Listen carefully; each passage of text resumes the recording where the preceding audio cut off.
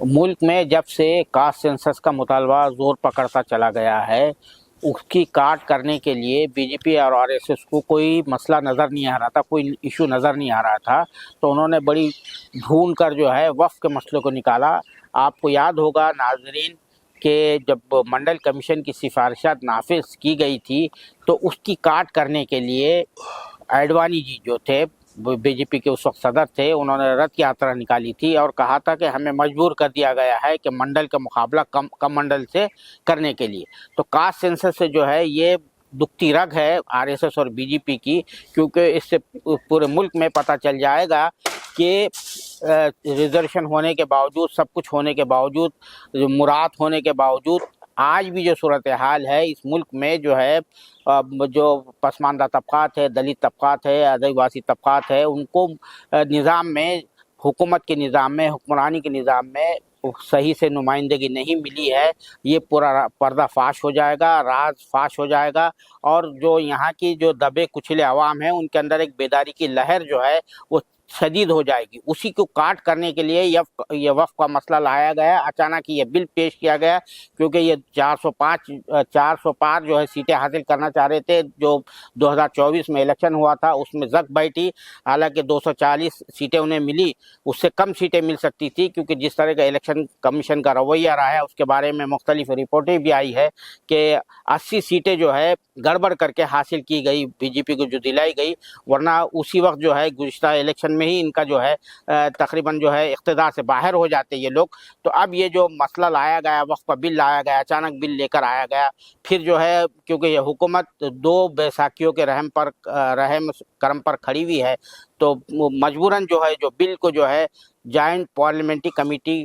کے حوالے کیا گیا۔ جوائنٹ پارلیمنٹری کمیٹی میں بھی وہی رویہ اختیار کیا گیا جو گزشتہ 10 سالوں میں یہ حکومت جو ہے اختیار کرتی آ رہی ہے، جمہوری روایات کا پامالی، ان کی خلاف ورزی۔ اب جو وقت پر جو کمیٹی بنی تھی اس کے ایک معزز رکن سماجوادی پارٹی کے رکن پارلیمان ہیں، رامپور شہر سے، رامپور علاقے سے، یو پی کے، جناب محب اللہ ندوی صاحب، وہ ہمارے ساتھ بات کرنے کے لیے موجود ہے، کیونکہ وقت کا جو بل، وہ جوائنٹ پارلیمنٹری کمیٹی کی رپورٹ جو ہے، اپوزیشن جو ارکان تھے اس میں شامل تھے، وہ ان کی رائے کے بغیر جو ہے منظور کر دی گئی ہے، اور ان لوگوں نے جو جس طرح کا اس کا جو رویہ رہا ہے اس کے خلاف ایک پریس کانفرنس بھی کی تھی کہ یہ پورا جو ہے دستور کی، پارلیمانی روایات کی، ضوابط کی کھلی اور علانیہ جو ہے خلاف ورزی کرتے ہوئے یہ رپورٹ تیار کی گئی ہے۔ اسی بارے میں ہم بات کرتے ہیں جناب محب اللہ ندوی صاحب سے۔ محب اللہ ندوی صاحب، آپ کا سالار کے اس پروگرام میں بہت بہت شکریہ۔ جے پی سی کے جو ہے پارلیمنٹ کے وقت جو کمیٹی بنی تھی اس کے آپ رکن رہے ہیں، وہ آپ بتائیے کہ کس طرح سے یہ اب باضابطہ جو ہے انہوں نے کیبنٹ سے منظوری بھی دے دی ہے کہ یہ رپورٹ جو ہے تو اس کو فائنل بھی کر دی ہے آپ لوگوں کے ڈسینٹ کو لیے بغیر۔ دیکھیے، عرصہ دراز سے جب سے بی جے پی سطح میں آئی ہے، اقتدار اس کو ملا ہے، جب سے، جیسا کہ آپ فرما رہے تھے کہ دبے کچلے جو فرقے اقوام ہیں، جو طبقات ہیں، ان کو دبایا جا رہا ہے، ان کے حقوق کو نظر انداز کیا جا رہا ہے، اور جب سے یہ مردم شماری، ذات کے اوپر مبنی مردم شماری کا اعلان دیش کی اپوزیشن نے متحدہ طور پر کرنے کا من بنایا ہے، اس کے بعد سے وہ کسی ایسے مدعے کی تلاش میں ہے جس سے ان کو ٹھہراؤ مل جائے اور دیش کی عوام ان کو اپنا بہیخواہ سمجھنے لگے۔ لیکن اس سے کچھ حاصل ہونے والا نہیں ہے۔ یہ اوقاف جو صدیوں سے ایک اسلام کے عبادت کا ایک حصہ رہا ہے اور رہے گا، بے شک حکومت کی منمانی اور زیادتی سے عبادت میں خلل ضرور واقع ہوگا، اور اس خلل کے سبب سماج کا نقصان ہوگا، کانسٹیٹیوشن کا، دستور ہند کا، انسانی اخلاق اور اقدار کا جو نقصان ہوگا وہ ایک اپنی جگہ ہے۔ دیش کی ساکھ کو اس سے نقصان پہنچے گا۔ بہت زیادہ نقصان پہنچے گا، اور سب سے بڑی بات یہ ہے کہ وقف کا مالک اور نگہبان حقیقی معنوں میں اللہ ہوتا ہے، اور اس کی ذمہ داری دیکھ ریکھ کی لوگوں کے سپرد کی جاتی ہے، کسٹوڈین کے سپرد کی جاتی ہے۔ اس نظریے کو ڈیمولش کرنے کے لیے جو ایک طریقہ اختیار کیا گیا دستور کی آڑ لے کر کے، حقیقت یہ ہے کہ بی جے پی اور اس کی ہمنوا جماعتیں جو اس کی حلیف ہیں، جو پارٹیاں اس کی حلیف ہیں، اس کی دوست پارٹیاں ہیں، وہ دستور کا نام تو لیتے ہیں، لیکن دستور کا نام صرف اقتدار حاصل کرنے کے لیے لیتے ہیں۔ اس کے بعد وہ دستور کی دھجیاں بکھیرتے ہیں، دستوری اداروں کو جوتے کی نوک پہ رکھتے ہیں، اور دستوری اداروں میں کام کرنے والے افراد کی جتنی بے عزتیاں بی جے پی دور میں ہوئی ہیں اور ہو رہی ہیں، اتنی کسی دور میں نہیں ہوئی۔ اچھا، یہ جو جے پی سی میں جو کاروائی جو پروسیڈنگز ہوتی رہی ہے، آپ لوگ بار بار الزام عائد کرتے رہے کہ یہ جو پارلیمانی ضوابط ہے اور آئینی جو ضوابط ہے، قواعد ہے، اس کے تحت نہیں ہو رہی، تو اس کے کچھ آپ مثالیں پیش کریں گے؟ کیا کیا کرتے رہے وہ جو بی جے پی کے صدر بنائے گئے تھے جگدمبا پال صاحب جوائنٹ پارلیمنٹری کمیٹی کے، آپ نے ایک پریس کانفرنس بھی کی اس کے بعد؟ جگدمبا پال صاحب اپنی پیرانہ سالی اور چونکہ اتر پردیش کے جس علاقے سے وہ آتے ہیں وہاں بڑی تہذیب و اقدار رہی ہیں، فیض آباد اور ایودھیا کے پاس کا علاقہ بستی بہرائچ سے وہ آتے ہیں، وہ اس کلچر کو انہوں نے استعمال تو کیا، لیکن اس کلچر کے ساتھ جو غیرت ہونی چاہیے، حق کے لیے جو قائم رہنے کی سچی تڑپ ہونی چاہیے، انہوں نے اس کو لوس کیا، ذاتی طور پہ بھی لوس کیا، اور جس جماعت کی وہ نمائندگی کر رہے ہیں اس کے ہاتھوں انہوں نے اپنے ضمیر کو ایک طریقے سے گروی رکھ دیا۔ اس لیے کہ اگر ایسا نہ ہوتا تو پارلیمنٹ اسپیکر جو بھی جے پی سی بناتا ہے، چیئرمین کو بڑے اختیارات ہوتے ہیں، اور اس کا ایک پورا پروسیجر ہوتا ہے جوائنٹ پارلیمنٹری کمیٹی کا،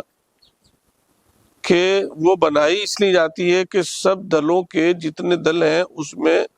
ان سب کے ممبران کی جو رائے ہوں گی ان کو خاطر خواہ ملحوظ رکھا جائے گا۔ اگر آپ کو کلاؤز بائی کلاؤز ڈسکشن نہیں کرنی تھی، اس میں بحث و تمیز نہیں کرنی تھی، تو پھر جے پی سی بنانے کا کوئی مطلب ہی نہیں تھا۔ آپ اسی دن جس دن بل آیا تھا اس کے دن ہی ووٹنگ شماری سے جو ہے وہ آپ اس کو منظور کرا لیتے، لیکن چونکہ آپ اس استھتی میں نہیں تھے اس وقت، اور جو آپ کے الائنس تھے، الف جماعتیں تھی، وہ بھی کمزور تھی، جب ان سے آپ نے ایک دوسرے سے آنکھیں دو چار کر لی اور ایک دوسرے کے مفادات کو ملحوظ رکھ لیا، اس کے بعد پھر آپ نے 6 مہینے کا وقت کے بعد اس کو پیش کیا، اور پھر راتوں رات ایجنڈے بدلے گئے، راتوں رات ایک ہفتے میں 3 میٹنگیں رکھی گئیں۔ تو یہ سراسر جو ضابطہ جس کا متقاضی ہے، قانون جس کا متقاضی ہے، جے پی سی جس کی متقاضی ہے، جے پی سی کی جو رول اینڈ ریگولیشن ہے، اس کی دھجیاں بکھیری گئیں۔ اور سب سے بڑا نقصان، سب سے بڑا تکلیف دہ معاملہ تو مسلم کمیونٹی کے ساتھ رہا کہ ہمارے بڑے بڑے سینئر بزرگ مولانا ارشد مدنی صاحب جیسا انسان وہ کمیٹی کے سامنے آئے، ان کے والد کی اس ملک کے لیے، اس ملک کی آزادی کے لیے بڑی قربانیاں ہیں، اور اس کے بدلے میں انہوں نے ایک دانہ بھی نہیں لیا، اور ان لوگوں کے سامنے وہ پیش ہوئے، ان لوگوں کی بنائی ہوئی کمیٹی کے سامنے پیش ہوئے جن کے پرکھوں نے معافیاں مانگی جی اور غداریاں کی ملک کے ساتھ، جی جی تو گویا کہ ان لوگوں کو اپمان کرنا تھا، ان کی نسل کو، ان لوگوں کو جی جو ملک کے حقیقی بھائی خواہ تھے، جی ان کی بے عزتی کرنا مقصود تھی، جی ایک کمیونٹی کی بے عزتی کرنا مقصود تھی، جی ایک کمیونٹی کے لوگوں کو، ان کی زمینوں کو، ان کے پرکھوں نے جو جائیدادیں زمینیں جی مذہب کے لیے، مذہب کی عبادت کے لیے وقف کی ہیں، ان کو چھین کر دینا تھا ان لوگوں کو، تو آپ کا اور کہنا ان یہ ہے کو کہ بے عزت جی کرنا تھا، جی جی ان کے ساتھ مذاق کرنا تھا، ٹھٹا کرنا تھا، جی اس لیے جو ہے یہ کیا جا رہا ہے۔ آپ لوگوں کو سسپینڈ کیوں کیا تھا؟ 10 ارکان کو جو ہے جے پی سی کے 10 ارکان کو سسپینڈ کیوں کر دیا تھا ہم نے؟ سسپینڈ کرنے کی بھی وجہ یہی تھی کہ ہم ان سے یہ مطالبہ کر رہے تھے کہ آپ نے رات میں ایجنڈا کیوں بدلا، جی رات میں آپ نے ایجنڈا بدلا ہم، اور جو ہے وہ اطلاع بھی نہیں دی لوگوں کو، جی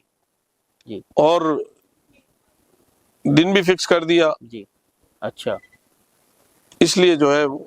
اچھا ہم لوگ اس کی ڈیمانڈ کر رہے تھے کہ آپ جی قانون کے مطابق جی جے پی سی کو چلائیے، جی لیکن وہ لوگ نہیں مانے۔ اچھا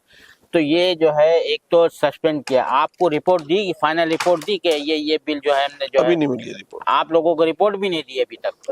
اور اس پہ رائے شماری کی تھی، آپ تھے اس میں موجود رائے شماری میں؟ جی جی رائے شماری کی انہوں نے؟ جی جی اچھا تو اب یہ اس کے کیا اثرات کیا مرتب ہوں گے آپ کے خیال سے، جو ہے کیا ہوگا یہ؟ کیونکہ یہ بڑی خطرناک ہے، کس طرح جو بل ہے جیسا کہ ویسا ہی ہے تقریباً، کیا کیا چیزیں انہوں نے جو ہے تو اس میں جو ہے نہیں، ابھی رپورٹ دیکھ کر کے پتہ چلے گا ہم کہ کیا کچھ اس میں انہوں نے کیا، لیکن ہمیں یہ معلوم ہے کہ ہم، جو اپوزیشن کے ممبران تھے جی 10 اور 11 جی قریب، ان کی کوئی بات نہیں مانی، جی ان کی کوئی تجویز کو قبول نہیں کیا گیا، جی اور جو 70 جی جی حکمراں جماعت کی جو، حکمران جماعت کے جو ارکان تھے، جی ان کی ساری رائے کو قبول کیا گیا۔ اچھا تو یعنی آپ کو ابھی تک یہ آئیڈیا نہیں ہے کہ وہ جو رپورٹ جو پیش ہوگی اس میں کیا کیا چیزیں ہیں، ایگزیکٹ آئیڈیا نہیں ہے آپ یہ کو؟ وہ رپورٹ آنے والی ہے، اچھا رپورٹ آئے گی تو اس کے بعد پھر معلوم ہو۔ اچھا آخری میرا سوال یہ ہے کہ اب اس کا تدارک کس طرح سے، اس کا کاؤنٹر کس طرح سے کیا جا سکتا ہے؟ اب دیکھیے، آپ لوگ